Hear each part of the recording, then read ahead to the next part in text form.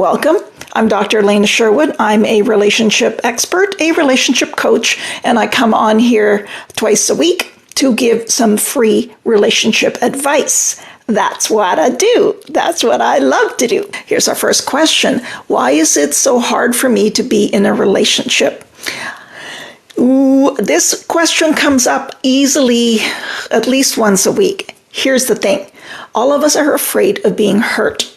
We're afraid of being abandoned. We're afraid of somebody leaving us behind or making us feel less.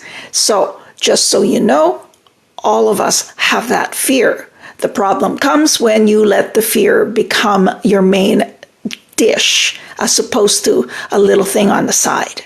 So don't let that overcome you to the point that you don't get involved with anybody. Relationships test what we're made of. They test our values. They test our self-esteem. They test our ability to communicate. They test our ability to receive what other people say. So it's, for many of us, if we didn't grow up with any kind of exposure to sort of having to be getting in touch with our feelings and having to connect with them, relationships could be really tough. But that's the beauty of them, is relationships also can have a very positive healing effect on you if it's healthy and it's the right one. Okay, separation, really hard time. You're going through a separation, I guess, eh? Yeah, that is tough. Separation is, there's no easy way about it. Are we looking at like a recently separated leading to a divorce? Are we talking a long distance relationship? Okay. Why is marriage so hard? How do I know is my partner is taking advantage of me? What makes you think your partner is taking advantage of you? Do you have any hard facts to support that? And it might only be a gut feeling, but I suspect that that is something that you can come out and ask to just sort of address. Marriage is hard for the same reasons that I just mentioned. Marriage is hard because it requires us to be vulnerable. Marriage is hard because it requires us to be vulnerable to somebody else, and we have to have some interest in somebody else being vulnerable to us. That's how people connect. When people don't actually get to that connecting vulnerability part, it's all pain and no gain.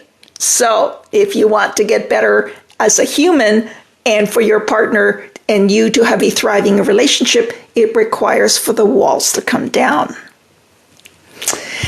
How can I tell if my partner is taking advantage of me? Also, do you mean financially? Do you mean like emotionally? Do you mean like, can you give me a little bit more on that? Okay, I think it's more of a gut feeling and usually feel like I'm taken for granted. Emotionally taken for granted, I guess. Quite possible. It happens a lot there. So my question to you is, why do you give so much emotionally? If you've been on any of my lives here, I always try and turn the question towards you for you to go inward, because that's where the real answers are. Okay, a gut feeling is something. I wouldn't discount that. And so I would have a conversation with him and then see if you can even more detail to confirm anything or denying. But if your gut feeling is so strong and you know he's lying, then why are you with someone who makes your life so hard? Because it requires two people, right? And there's no other way around that. Relationships require two people. I don't know. I haven't thought about it, about why you allow this emotional taking advantage of. You really should. Many of us have a history of overgiving, and we don't know we're doing it, and we do it automatically, and it's very harmful to ourselves. I can't fall in love, and I am not able to give an opportunity to love. Oh, hon, there's a way. And maybe you're being so hard on yourself, because maybe you're just very guarded, and life can make us very guarded. Life will just kind of, we're shaped by the events and the experiences and the people who've raised us. And so if you've had some trying times there, that's probably why love is something you're very cautious about. Just make sure that you realize that there are some really good humans out there, just like you. And so don't allow yourself to look at some of these fears, because that's really all they are, is they're fears. Fears are not facts. I got married really young and I'm just finding out about how badly I'm being treated. You have choices now, though. People get married young for their own reasons, and I commend you for doing what you believed was right at the time.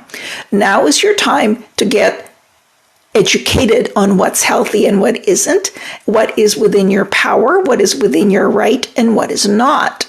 You have a voice, and it means something in your relationship. People say our relationships are really 50-50. To me, the only thing that's really 50-50 is how both hold equal value. One person isn't more valuable, more important. One person isn't more elevated for whatever reason, be it money or maybe you will have imbalances in that department. But make no mistake, there is should never be an imbalance in the worth of two humans in a relationship. What's a healthy relationship? How do I know if my partner loves me? People usually know whether they're loved or not. But just so you know, they can love you and not treat you well. You know that, right? They can love you but not treat you with respect. They can love you but neglect to pay attention to the things that are important to you. They can love you and not show it. And so let's assume that somebody you're married to or have been with a long time loves you. Whoop-de-doo. That's not enough, because for relationships to thrive, let me tell you, I have spent decades on this stuff in my head and in the books. You need three things. You need for both of you to really care about each other. There's that. You need to be committed to working through the tough times, and you need to be holding each other as respectful and valued all the time. Not just when it's convenient, not just when somebody is demanding it. It's like this worth that needs to be intrinsically there. What is a healthy relationship? Oh, okay. I'll sum it up again. A healthy relationship is one wherein both are loved, valued, respected, and the issues are worked through, especially when they're tough. That's a healthy relationship. That you know you do not exist on your own, that you know your actions affect your partner, and your partner knows that their actions affect you, and so you live accordingly because you love and respect that human and you don't want to jeopardize what you have. How to deal with narcissistic parents. There's not a lot you can do really if they are full-on narcissists and they either been diagnosable or should have been diagnosed. The best you can do is watch your energy around them. Maybe behave in a business-like way where it's only about what do we need to get done, what's the task here, receive the message that you need to receive, and let the rest go. You might have to minimize your contact. You might have to even things like, okay, I'm going over there, but I'm going to keep it down to 2 hours. I'm going to keep it down to 1 hour. Or if there's a conversation, you just get right to the nitty-gritty of what needs to get done and don't engage emotionally. He tells me he loves me, but doesn't show it. Okay, well, you'll have to let him know that it's important that you show it. There's not a lot you could do with a person who is apathy, a person who does not respond, who shows no reaction and no caring. I think that's the general term of it. Anyway, I was just reading up on a study on this, and actually apathy, the non-responsiveness, has been considered one of the top deal breakers in relationships. So you can't make somebody feel anything that they don't want to feel, and you can't make them say things. Even if you can make them say things they don't want to say, it means squat. So what can you control? The question I have is, where are your support systems? Have you established places in your life where you can be completely yourself? Have you investigated whether or not this relationship is really very good for you? I just did a post on this. It's costly. Bad relationships are very bad for your mental and physical health. Very bad. I used to deal with a lot of people when I worked at a mental health clinic, and they were depressed and they were anxious and they had all kinds of ailments that the doctors can't treat. What was the problem? It was very bad things happening at home. P1, should I be worried he just got out of his first relationship that lasted 2 years? Sometimes relationships end well before they actually end. So The way to tell if somebody is over that is if they're not talking about that anymore. Like they've moved on from talking about that and they're completely with you. If they keep talking about, oh, I don't know, things like, oh, I don't know, I know she texted or he texted, and all, like there's a lot of kind of that sort of coming back of the past, then he's not ready. Are you a therapist? I am a retired couples therapist. I was that for 35 years, and now I'm a relationship coach. I feel connected with the wrong person. How can I walk away without hurting my heart? The best way to not hurt your heart any further is to end a relationship you are in that you are not happy in. I caution you to proceed with one relationship at a time. It is kindest to the human race, especially to you. If you are in a relationship that is over, deal with that overness and end it. If you need to say goodbye in a public place because that's what you think is the safest, if you need to have somebody there, maybe your best friend or your mother or one of his friends or whatever, like if the relationship is over, end it, you guys. I had somebody on here who had a relationship for 4 years. They've been engaged and it was breaking her heart that she had to let it go. And I said, the sooner you do it, the better it is for both of you. Then the real healing from the loss can begin. What type of person is she if she gets mad at me for getting mad at her for her actions? What type of person is she if she gets mad at me for getting mad at her for her actions? Okay, it sounds to me there's just too much causal things going on there. There's too much kind of, you did this, therefore I did this. People will get mad and they might not make a lot of sense at the time. So my suggestion is break it down to what it is you or your partner are really mad at. This is the epitome. This is like the perfect shitstorm for an argument. No, some people are so busy throwing thoughts at each other, they forget what they're even arguing about.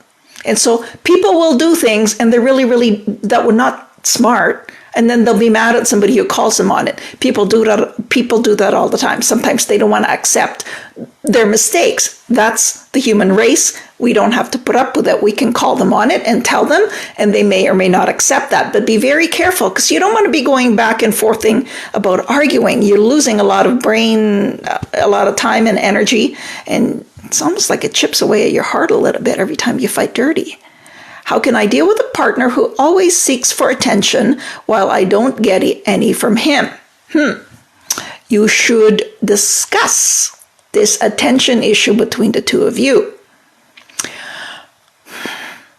Seeking attention, what do you mean? Like looking for compliments, always being in your face.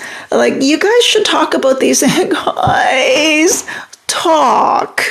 Sit down with your partner and say, I don't know what it is. I just feel like things are uneven here.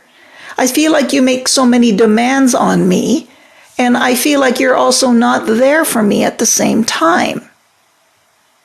That's a grown-up conversation you can have. I invite you to have that with your partner.